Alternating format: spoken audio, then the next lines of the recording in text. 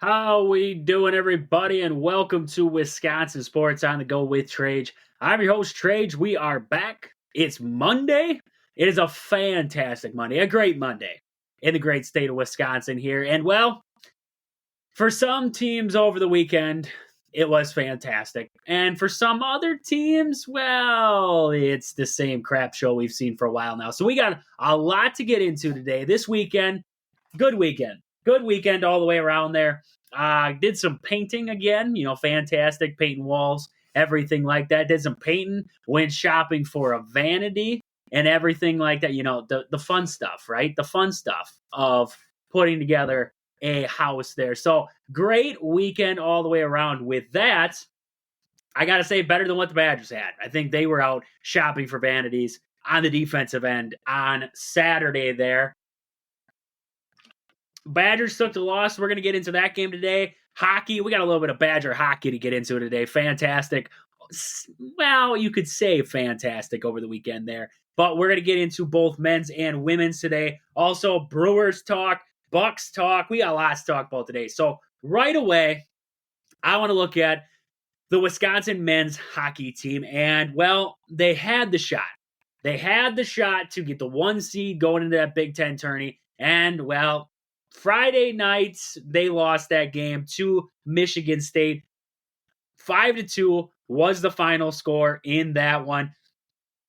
Badgers, at the end of the second period, were tied with Michigan State in this one. It was a back and forth kind of duel. It was setting up to be a great one. And, well, heading into that third period there is kind of where Michigan State separated themselves from this Badger team, putting 3 goals there in the third. And, well, one of them to take the lead was on a they were trying to do a switch out, and Michigan State took advantage of that. And, well, the last 2 goals were on empty nets. So we saw where the Badgers went from there. 5-2, they lost on Friday night. Saturday, though, they bounced back. They won 4-1.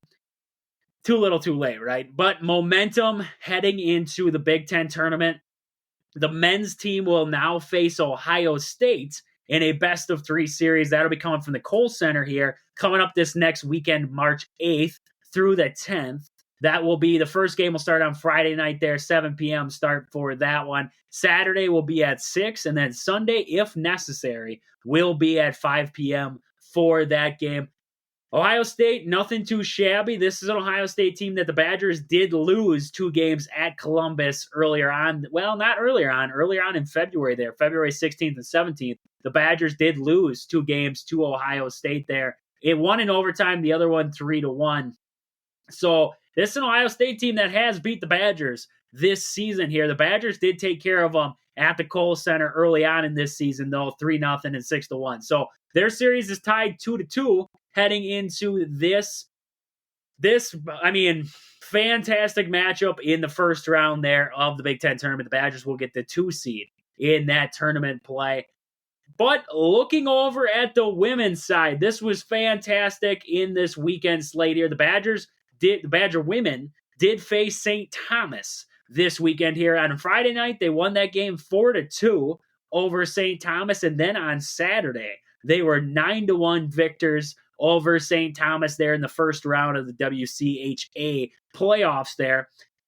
They now get the tough test. They will face Minnesota coming up from Minneapolis. This is a Minnesota team that the Badgers did beat twice at LeBron there, 4-3 and 4-0 there in February. And then in their first matchup, they did lose 1 in Minneapolis, but they did win that second one. So they are 3-1 in the season series against the Minnesota Gophers. They will get them one more time. And, well, winner take all game here. Winner goes to the finals there. Well, they will face, I believe it's Minnesota Duluth or Ohio State. That's the other 2 that are left running there in this WCHA playoff run. So should be some fantastic hockey coming up this next weekend.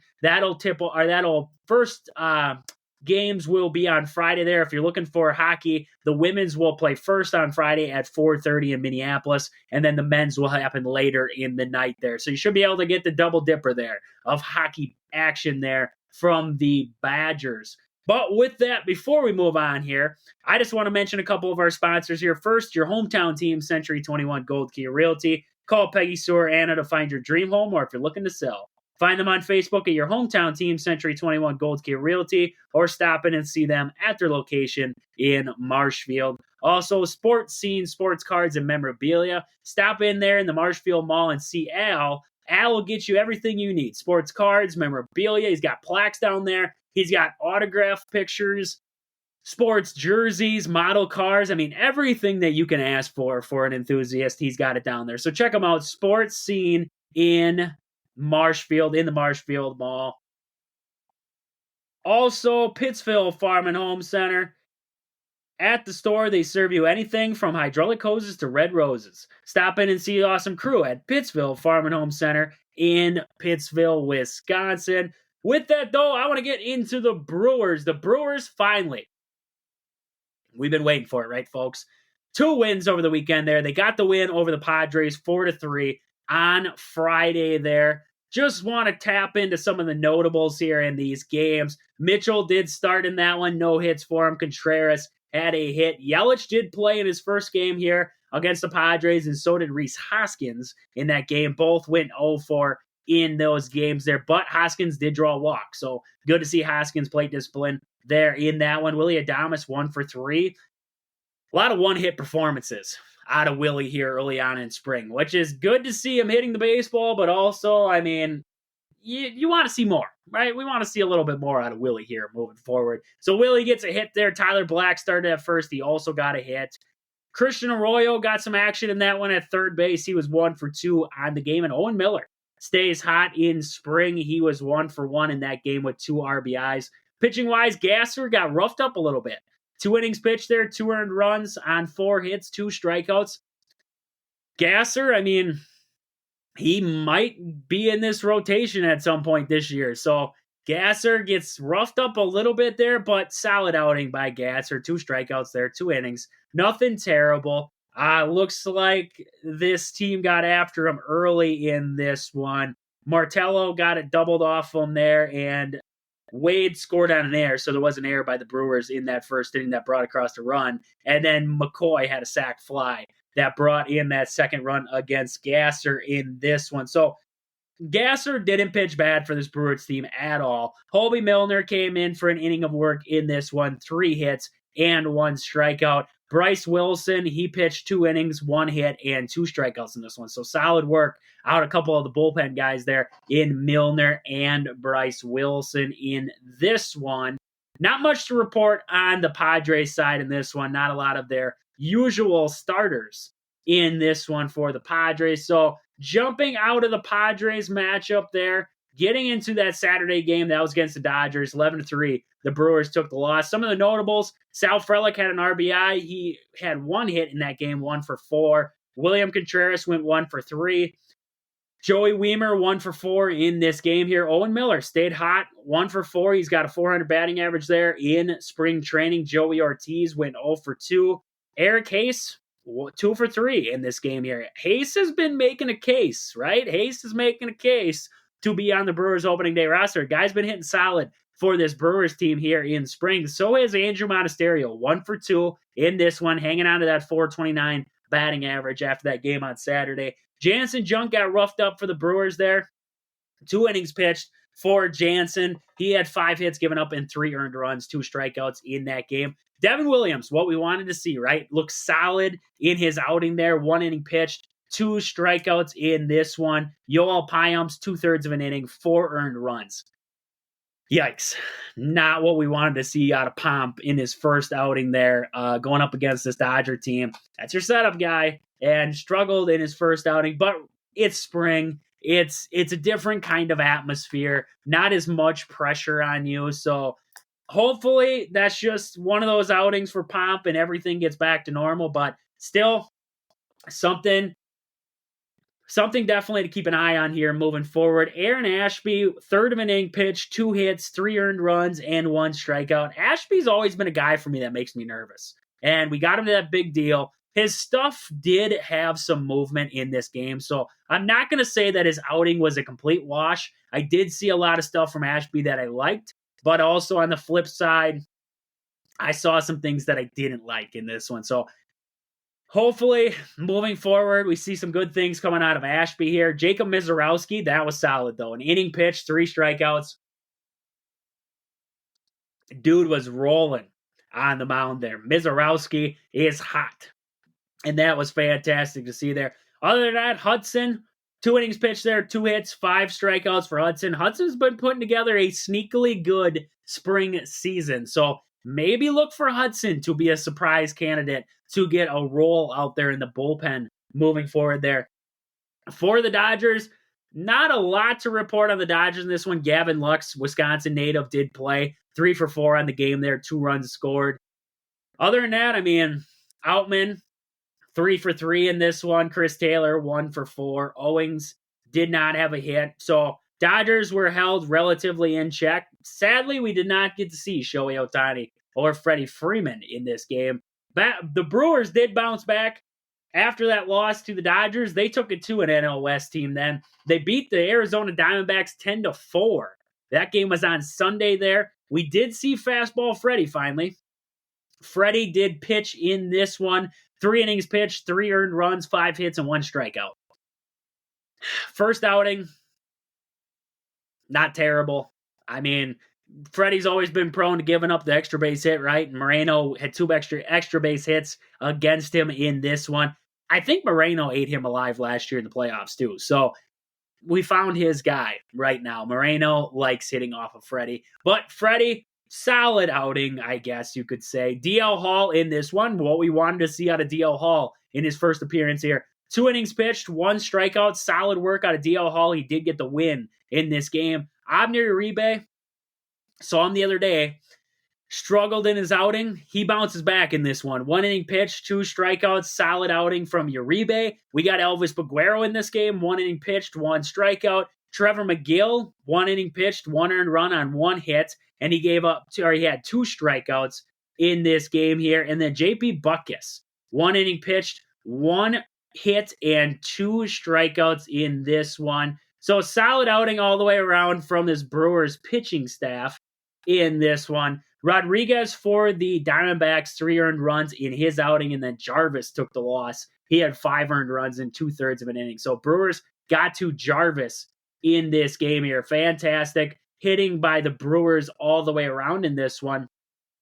Jackson Churro did start for the Brewers. Brewers had 12 hits in total in this game here. Jackson Churro did start for the Brewers. 1 for 3 at the plate here. 2 runs scored. He did draw a walk. That's good to see. Jackson Churro is a guy who had strikeout problems in his minor league days, so great to see Jackson Churro drawing some walks in there. Christian Yelich, 2 for 4 on the day, 2 runs, 1 RBI in this one. Willie Adames, big 2-run, he had a 2-run home run early on, 1 for 4 in this game, 1 run scored, 2 RBIs. Rhys Hoskins did also play 0 for 2 in this one. Mitchell bounced back, 2 for 3, solid outing from Mitchell, and Christian Arroyo went 2 for 4 for the Brewers.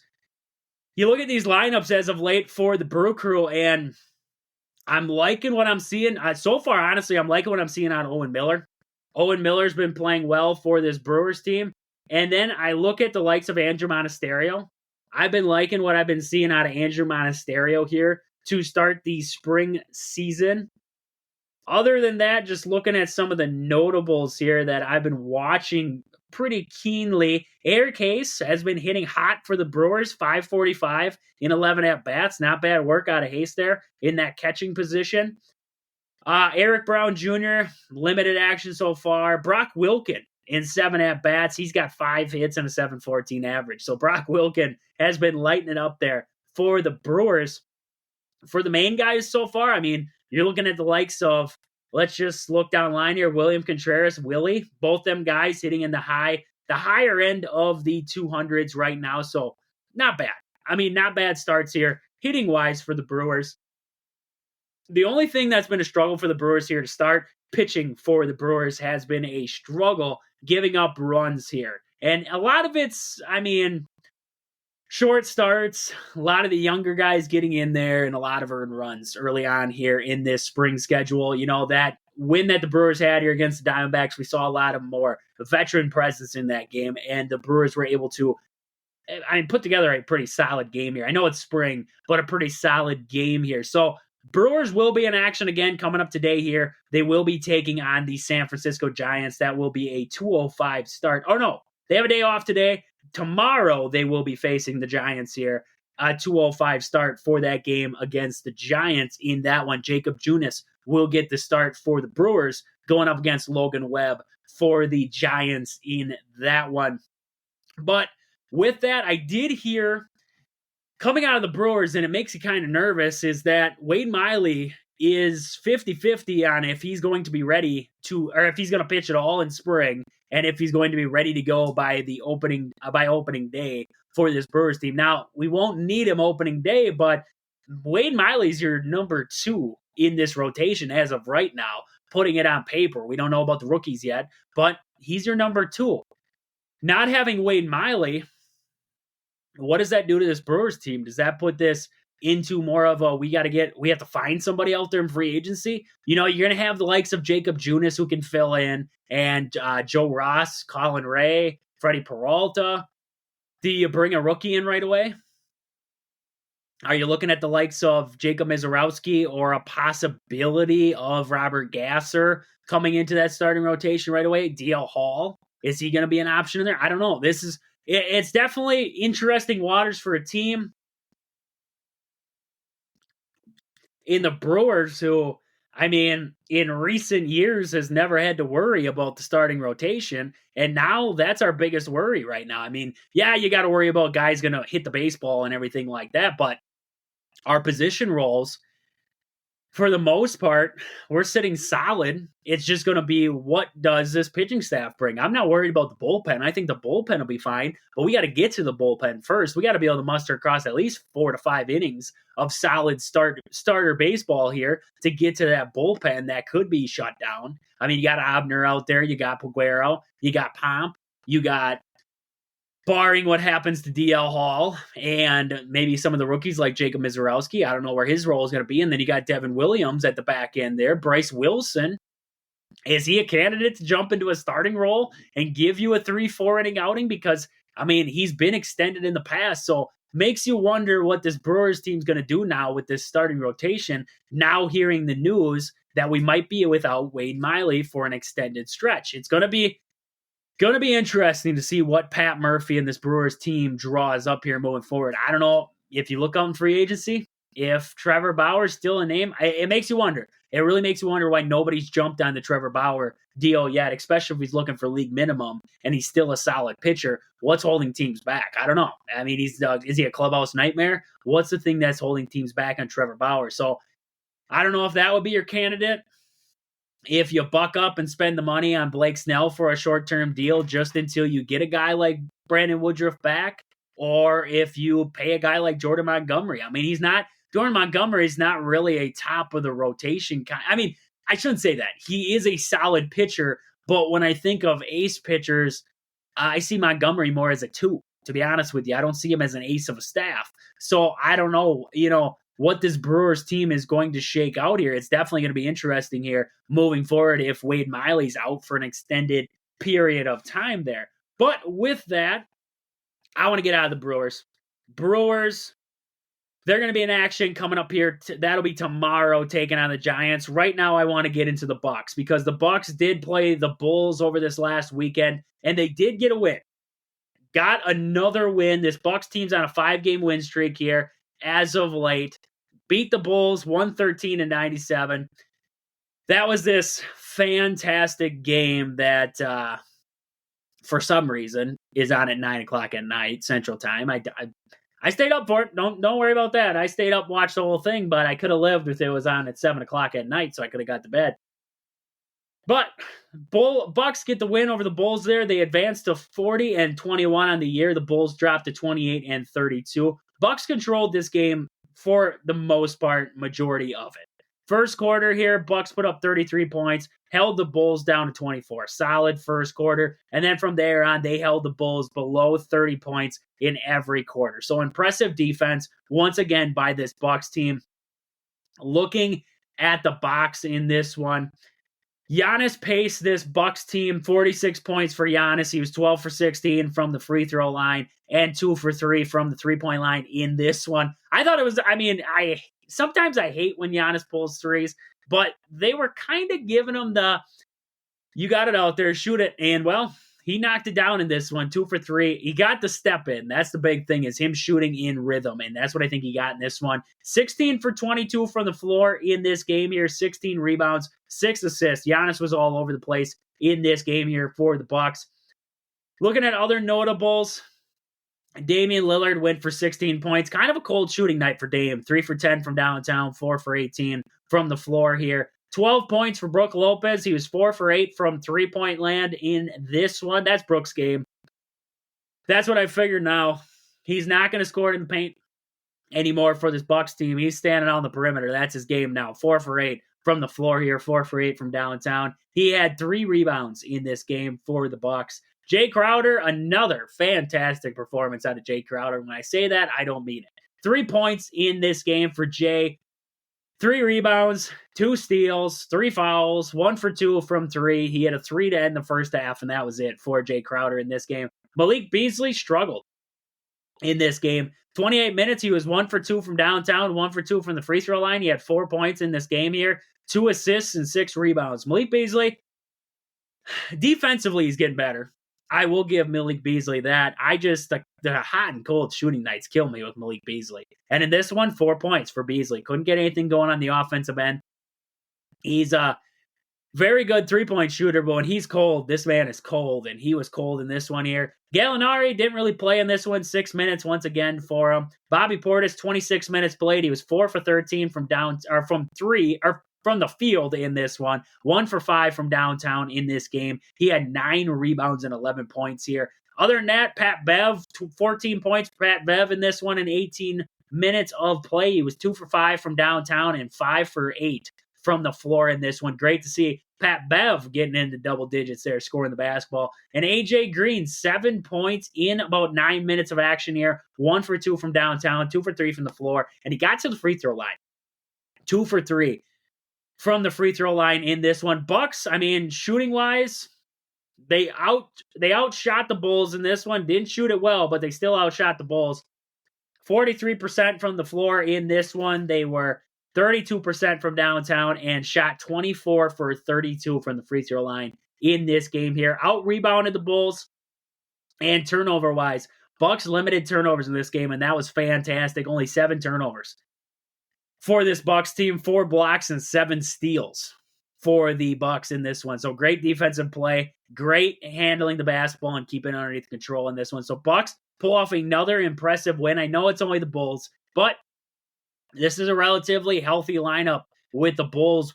They don't have Zach LaVine, but you still have DeRozan and Vucevic, Kobe White, Caruso, and Ayo Dosunmu, and all those guys scored in double figures for the Bulls in this one. The Bucks did a great job holding this team down here, only to 97 points. So solid outing for the Bucks here. They will be in action coming up tonight here. That will be against the LA Clippers. That will be from the Pfizer for this one here. Looking at this one, Clippers coming in 39-20. The Bucks at 40-21. Big thing in this one is going to be how do you control Kawhi Leonard in this game here? Kawhi's leading scorer for this Clippers team, averaging about 24 points per game. Paul George, 22, and James Harden with 17. It's going to be interesting. The Bucks are getting into their tougher part of their schedule now. You had some of the easier games there with the Hornets, and the Bulls weren't an easy game, but then again, they aren't a great team, are the Chicago Bulls. Bucks now, you got this game against the Clippers. Then you're going to head out west, and you're going to face the likes of the Golden State Warriors. Now, I know everybody just watched Golden State get completely blown out by the Boston Celtics, but we've seen the Bucks lose to the Boston Celtics. So, Warriors, that game will be coming up here. That'll be on Wednesday. And then it looks like on Friday they will have the Lakers, followed by the Clippers again. That will be all those games out on the West Coast. Then in Sacramento to take on the Sacramento Kings. That game will be coming up here on the 12th. Then you have the Sixers and the Suns and then the Celtics. So It's a gauntlet of a schedule that this Bucks team will be working their way through here to in this stretch. I mean, it gets easier after that. You're going to have after that Boston game the Nets, but then you're going to get OKC. Then you have the Lakers again, then the Pelicans. But then you're going to get a little bit easier. You're going to have the Hawks, the Wizards. You should be able to beat the Grizzlies the second time around. And then the Toronto Raptors. But then you get back into the East play with the Knicks. Who knows at that point if the Knicks are battling it out with you. Also the Celtics, the Magic, and then you got to play OKC and then the Magic one more time. So this is going to be a gauntlet of a final stretch here for the Bucks, and to see what this Bucks team is made of. Now, the Bucks have won 5 in a row. You can't take much away from the Bucks for what they've been doing as of late here, but how does this defense play against some of the better offenses in the league? They've been playing some of the lesser teams now. How does this translate against some of the big dogs there in the West? And then you come back to the East teams. How does this team play then? Middleton should be back here, I believe, this next week. I thought it was the 6th that they were projecting, but could be a little bit later now. But I expect Middleton to come back here pretty soon. So that's going to be a big boost on the offensive end for the Bucks there. Get Jay Crowder out of the starting rotation and get Middleton back into there, and then see what this Bucks team can do, firing on all cylinders on the offensive side. So good news there out of the Bucks. They do win their 5th in a row, and they will be taking on the Clippers tonight for a 7 o'clock tip in that one from the Pfizer on NBA TV. But with that, I want to mention a couple of our sponsors quick before we move on here. First, Game Day Supply in Onalaska. Do you have a sports club or team? Are you looking for some sweet custom uniforms or apparel? Check out the awesome crew at Game Day Supply in Onalaska to get your team the sweetest gear. Find them on Facebook at Game Day Supply or online at GameDaySupply.net. Just so everybody knows, if you're looking to support the show here, you can get on the Game Day Supply's website, look up Wisco Sports on the go, and right now we have sweatshirts, hoodies, short sleeve shirts, long sleeve shirts, some sweet custom apparel for the show here that Game Day Supply is making up there. So check out online there, just search Wisco Sports on the go, and they will make you up a sweatshirt or anything like that that you would like to support us here on the show. Also, Sport and Spine Clinic in Greenwood.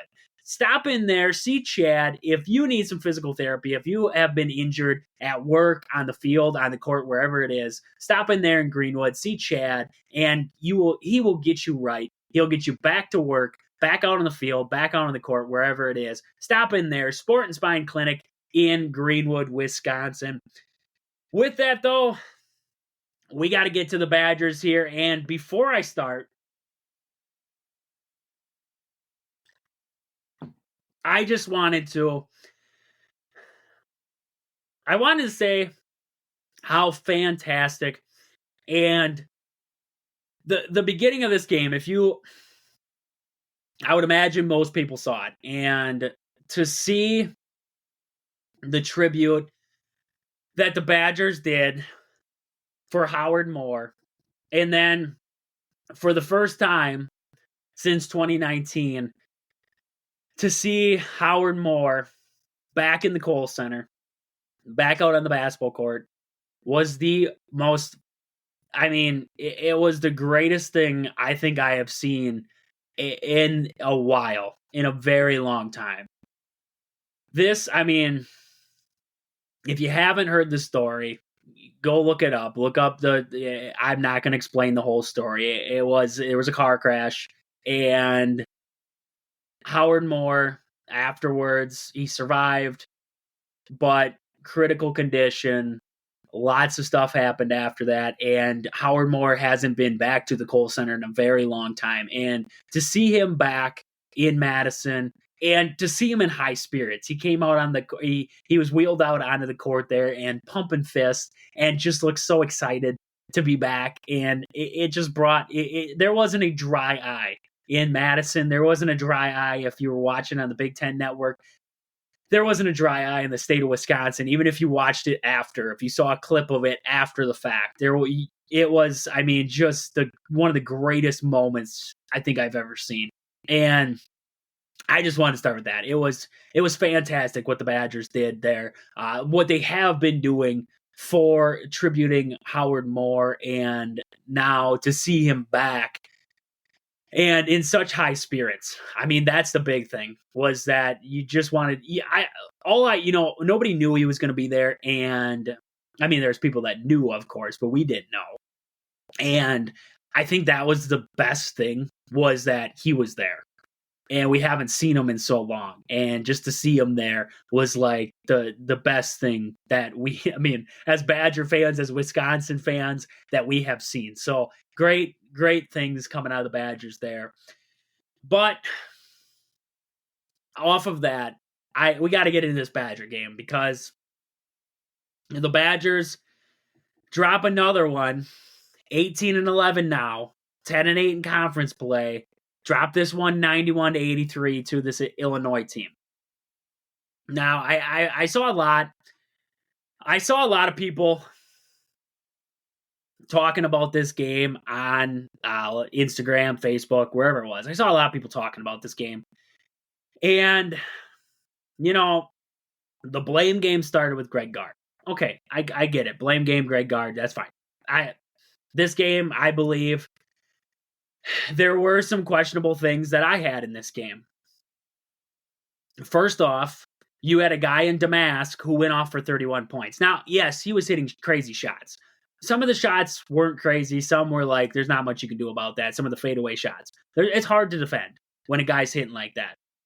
My problem was, throughout this game, Tyler Wall was one-on-one with Damask.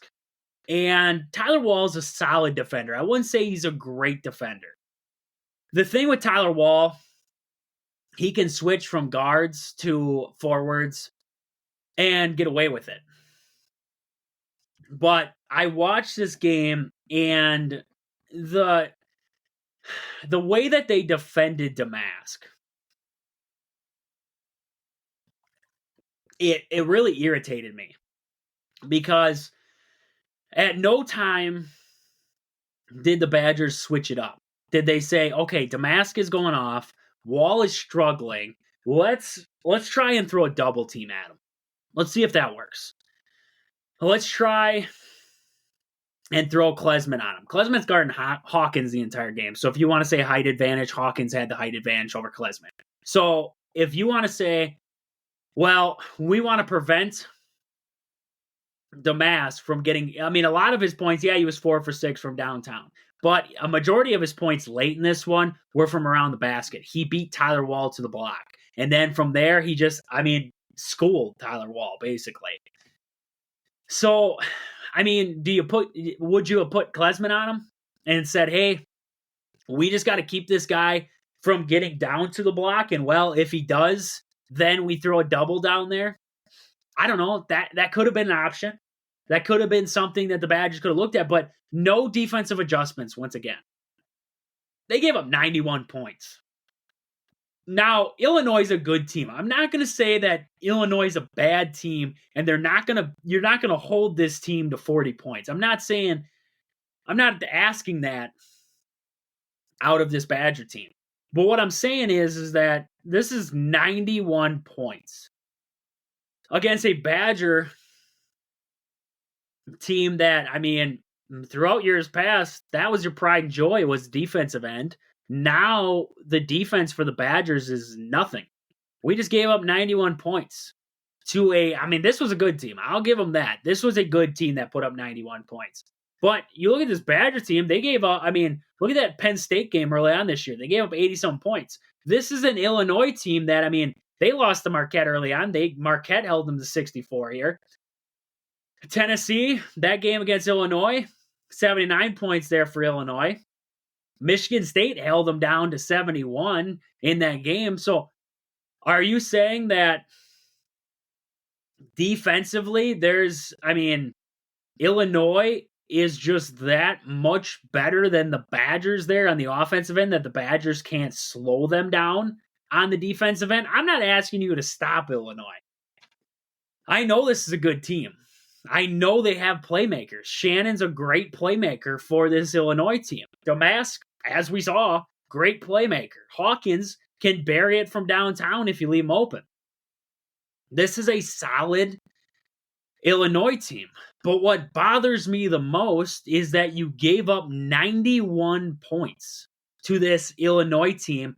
And a majority of it, if you look from downtown, you're 9 for 16 in this game. But another game where a team shoots plus 50% or 50 plus percent against your team. They shot 51% from the floor in this game here. The Badgers shot 50% from the floor, 30 for 60. A lot of shots. We're getting a lot of shots, but we're not knocking down a lot of shots. So what does that tell you? Now the Badgers, I mean, I really thought about it. You know, we brought in a guy by the name of Kirk Penny is his name. And he used to play for the Badgers back in the day. Went over to Europe, got stuck over there, came back, joined the Badgers coaching staff as like a special assistant to that coach. Kirk Penny is, to put into the words of Stephen Crowell, like your offensive coordinator. So when Kirk Penny came in, that has a lot to do with what this Badger team has been able to do offensively. They're running more of like a European style offense where they have 5-out offense, a little bit higher tempo, looking more shots. But when I look at this Badger team, this team doesn't scream that at me.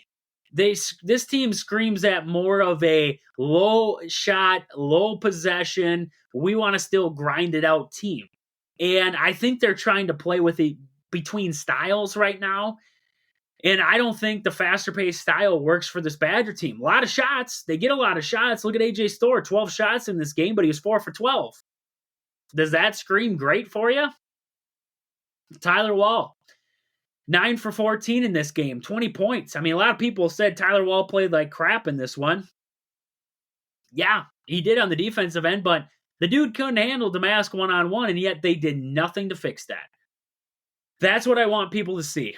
The Greg Gard and this Badger coaching staff did nothing to try and make that adjustment of how are we going to defend this Illinois team now that we know Tyler Wall cannot handle Damask. So that's my first takeaway, is defensively, the Badgers are still terrible. Offensively, like I was just talking about, Kirk Penny comes in, retools this entire Badger offense. Now they're scoring a lot more points, a lot more shots being put up, but they're not hitting it at a high percentage. 50% there, not bad. Not a bad shooting night, but there's no defense to go along with it. 6 for 16 from downtown, 37% in this game. A lot of threes being shot, not a lot of hitting. So I look at this Badger team and it's like, great, yeah, their offense is they're getting faster, they're getting quicker, we're getting a lot more shots up. But are we getting high percentage shots up? Are we finishing shots? So far, no. That's the answer. No in this one. You look at rebounds, Badgers out-rebounded Illinois in this one. They actually had 10 offensive rebounds in this game here. Turnover-wise, Badgers 8 turnovers in this game. They cleaned up the turnovers. This is a team that's been turning the ball over as of late there. This one, only 8. I mean, not great, but not bad. Not a bad day handling the basketball. So what's the key factor in all these losses? And when I look at these losses for the Badgers, I look at the defense. I really do. I mean, this is not a Badger team that I really believe is going to outscore a lot of great teams. But what this Badger team has been able to hang their hat on defensively through the years, through the years is defense. Sorry, I spoiled it right through there. But defense has been what this Badger team has been able to hang their hat on. This one, defense struggles once again. You look at their games as of later, they gave up 72 points to a bad Michigan team. 78 points to a bad Rutgers team. Iowa put up 88 points on the Badgers there, 74 points to Indiana. Now Illinois, they come into the Kohl Center and put up 91 points at the Kohl Center. 80 points to Nebraska. I mean, Purdue, 75 points. That's not a bad outing at all. I mean, Purdue is one of the better offenses in the Big Ten there. 75 points ain't bad at all there. But you're telling me that you were able to hold number 2 Purdue to 75 points, but Illinois just goes off on you? Defense. I mean, you played into Illinois' hands. What does Illinois want to do? They want to run with the basketball. So when you start running with the basketball, that makes your defense get out of sorts, coming back down, and especially off of missed shots, you're going to have your defense getting all out of sorts. Terrence Shannon lives off of that. That's what that guy wants. And exactly what the Badgers did in this one. They don't have the shot. They don't have the shot makers. They don't. On this team, they do not have the shot makers to try and play a high possession game. That's what's killing them. They're trying to play high possession. We're going to outscore you games, and they cannot do it. They can't. Early on this year, yeah, this team looked like they could. They put up 88 points there against Nebraska, 83 points against Iowa. They had a game against Indiana that they put up 91 points, 81 against Michigan State. Everything was rolling right along for this Badger team. What happened? The offense went cold. We talked about it. What happens when the offense gets cold? What does the defense do? The defense didn't get better. The defense didn't carry the load. Now look, defensively, the Badgers are bad. Terrible. All around terrible. And teams are outshooting them, outscoring them, and they can't do anything about it. So, I mean, moving forward here, you got 2 Big Ten matchups left before the conference tournament. You're going to have this game coming up against Rutgers. That'll be coming up this week here on the 7th. And then you will face Purdue coming up there on the 10th. That'll be this next weekend here, Sunday. That'll be at Purdue. You're 2-7 in your last 9 games. If you want to count 10, you're 3-7. Fantastic. You're 3-7 in your last 10 games. How do you get the confidence back? That's the number one thing. You got to get the confidence back. The confidence of this team was smushed by Nebraska. That second half against Nebraska, this team went downhill, and ever since then, it's been a disaster. How do you fix it? How do you get back? That's what Greg Gard has to answer for us here, coming up here against Rutgers. And if he can't, maybe it is time to move on from Greg Gard. I'm not going to try and be Chris McIntosh. I'm not going to try and make that decision. But at some point, either you fix it or it's time to switch. And, well, right now, we've seen over the past couple of years here a lot of late season collapses by Badger teams that start out hot. This is another one, but this is amplified. This is a team that made it up to number 6 in the nation. Now, did I believe they were the 6th best team in the nation when they made it there? No. But do I believe this team has the skill position players to be in the top 25? Yes, 100%.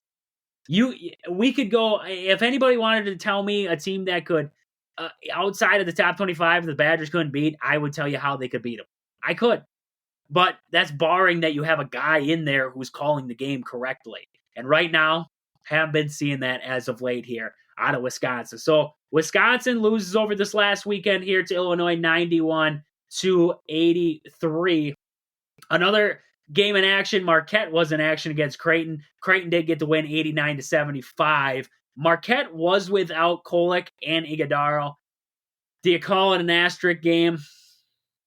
I don't know. I mean, Marquette played well in that first half there. They were down by 2 at the half.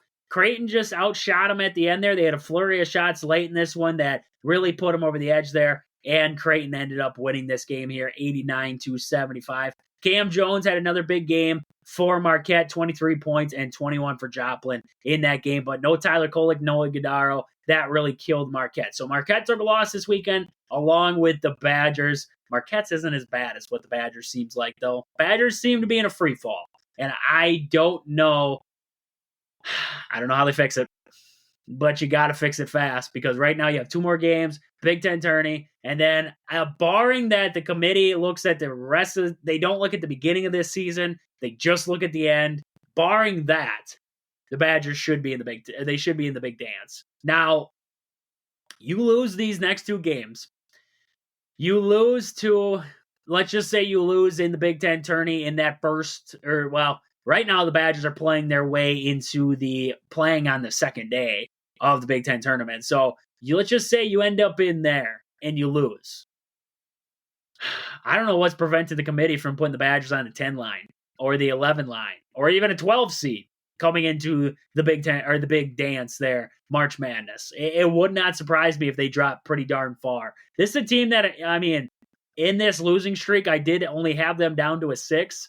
Now it's like, I could see them on that 10-11 line. So definitely going to be interesting there. We're going to get into some bracketology as the week goes on here. We're going to release the top 16 teams in college basketball that we got right now Also, I mean, we're going to talk more Badgers. We're going to talk more Packers. We're going to talk about a lot this week. So, with that, this has been Wisconsin Sports on the Go with Trage. Thank you guys for listening. We'll catch you guys back here tomorrow. But until then, deuces.